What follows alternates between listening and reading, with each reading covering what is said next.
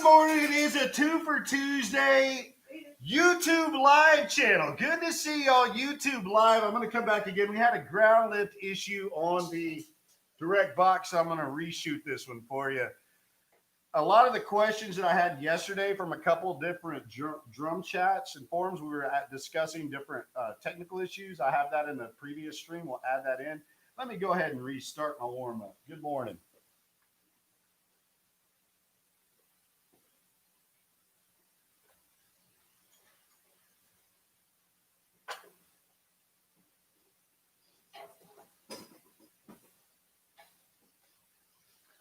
All righty. So, first of all, I would like to say good morning.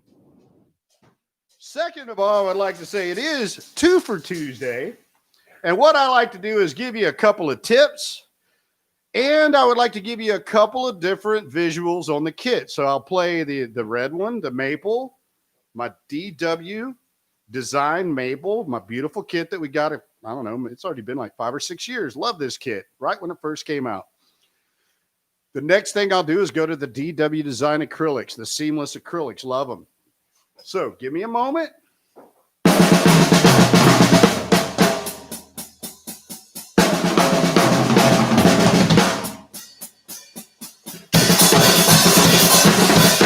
Same stroke.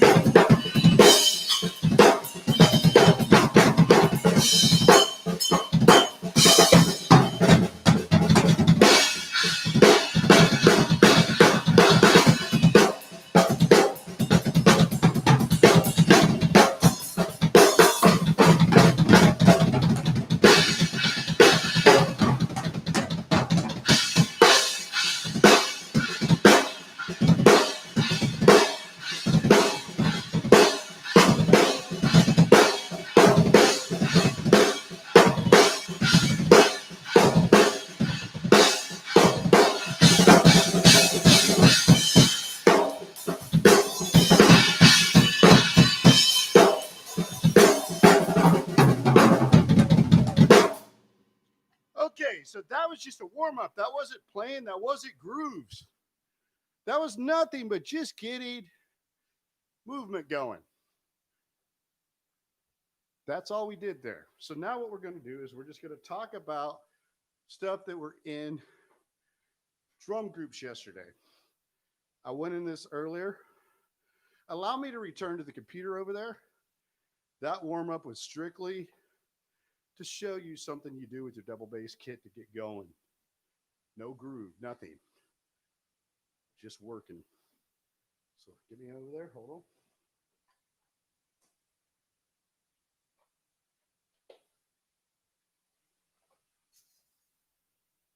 And if you don't have groove, you don't have shit. We already know all that. That was just a 4-minute warm-up. Appreciate you. Okay. Yesterday, I was in a nice group chat. A guy just bought a brand new kit. Beautiful maple Ludwig. He wanted to keep it tuned low.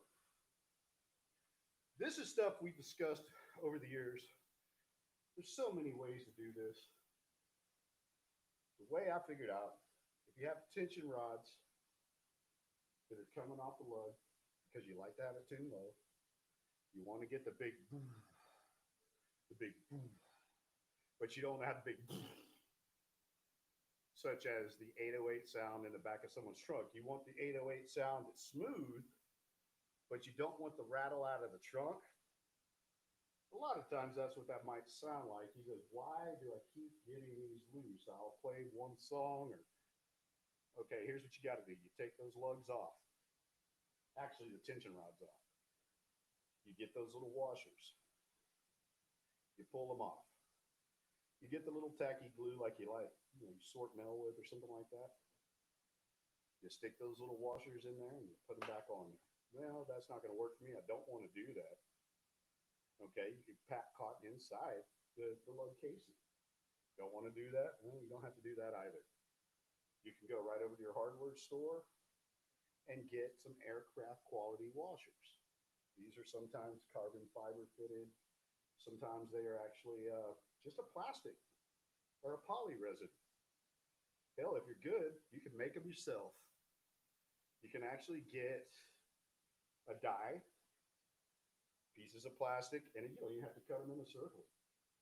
And you just get that material and you make it the size to fit the lug. Okay, so you got your aircraft quality, you put them on there, and you put them right on there, and you just seat them, and they tune perfectly. They stay seated, they don't rattle, they don't come off. That's the first solution, and it works very well. Don't have time to do that? Get your tacky, put it on there. No, I did that, I don't like it. Don't like that? Well, also to keep your lugs from cracking or rusting, because now that you've got it, we're not going to slip. You want to have a quick tune. You get cork grease. You go to a horn shop, you get cork grease. It comes in a little thing. It looks like a little box like that, yay big. And you take the tension rod, you stick it in the grease, and you turn it like that, and you put it right in, and you tune the drum, and those tension rods never rust. The casings never break. The springs stay fresh. They don't coil. So when you do change them out, everything runs clean. Be careful, set them on a clean surface, take an old drum head or a lid to a coffee can or something to that effect. So when you change them, you set them on there and they're all together and you're not getting dirt or foreign objects on it because you don't want to collect that and then put it back into the casing. Just like if you're changing oil or anything on a car, you want to keep it clean. Oh, God, here's a shoebox. Go shine it. No, seriously, that's how that works. That's how you keep your stuff working right. Kind of like washing your ass or brushing your teeth. You got to do it. Okay, so next, you get that taken care of. You wipe it all down. You tune it. You fit it. You go around and tune it. You're going to love it. The other thing we talked about is why in the hell does my drum keep walking or slipping? Over the years, I've found many ways. Nowadays, there's quick fixes. You go buy the rug and it works. In the old days, I had problems. We would carry around cinder blocks or 10 or 20 pound dumbbell weights or just free round weights. And some clubs, we would tell them to have it on the stage when we get there. Sometimes we would just have it in the truck or the van or the car. And you drive around, it looks like, what the hell? Oh, well, we not only have a drum set, we got 50 pounds of cinder blocks to carry in. No big deal. Well, then after that, I said, I'm so sick of this shit, or forgetting one, or you loan one to someone and you're trying to get out of town. Just keep it, dude. No problem. We'll leave the brick on the stage for you. No problem. Okay, cool. Got home, I said, man, I'm going to get me a rug, and I'm going to make a block on it. So I went and I got a rug, and I took a little piece of wood, yay big, just imagine if this phone was that. Put 2 holes in it, took some eye bolts, round ones on the back and on the top. A little Loctite on it. Went over here, excuse me, I'm not very good at getting in this position right here. So I would just take that, bolt it under the rug, and I would have it cut just like that, and then I would paint it to whatever the color was so you really couldn't see it. And I'll be damned, all of a sudden I was a genius. I could go around, my drums wouldn't slide. Didn't matter where I played, I had the best secure drum rug. If I wanted to throw my kit across the stage, I could. If I wanted to kick it off, I knew how to do that. I knew how to kick a bass drum over the thing and flip just perfect and land back on the other side. There's so many tricks I could pull with that stuff. Some of the coolest things ever you could do when you design your own little quick fixes. Well, then over the years, they started to come up with other ideas. They had the track stops. These are items you can just put on the floor and then stop. Use them a couple times. I like them, but they're better for a permanent setting or if you're taking a drum riser because you're going to have to bolt that in. And you're going to have it at the right profile because a lot of us want to have the drum leg up higher. So at that time, you'd have to still create another block when these came out to get it to the right level. And just like that, you see it fits. So that's another option. Well, then people started getting crafty and shit. By the millennium, they had already come up with drum rugs that use space technology and Velcro. And I applied for a contest. Damn it, I won right off. They sent me the drum rug. I didn't even have to pay for shipping. It went straight to my door. That's when you'd win something. It wasn't spam. It was real, legit. Anyway, one of the coolest things ever. Then the next thing you know, there's actually drum rugs that have blocks on them. Simple things like that you might want to invest in. If you don't have the money to do that, you can make your own. Secondly, get a drum set with some good legs on it. Learn how to position the angles on it, get the height up, and get pedals on it like the DWs. And there's so many other ones. They come with Velcro underneath them. So when you set them down, they're always going to stick right where you want them. They're not going to move.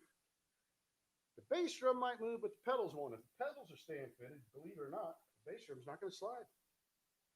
Really cool stuff there. So it's not rocket science, but there was still some space technology involved with a lot of those developments. Like to share those ideas. I appreciate you coming over and joining me live for these 10 minutes on David W. Seymour YouTube live studio channel. And I will be giving you another example on the DW acrylic seamless kit. I will switch over a couple of cymbals. I'm going to freshen up and relax for a minute.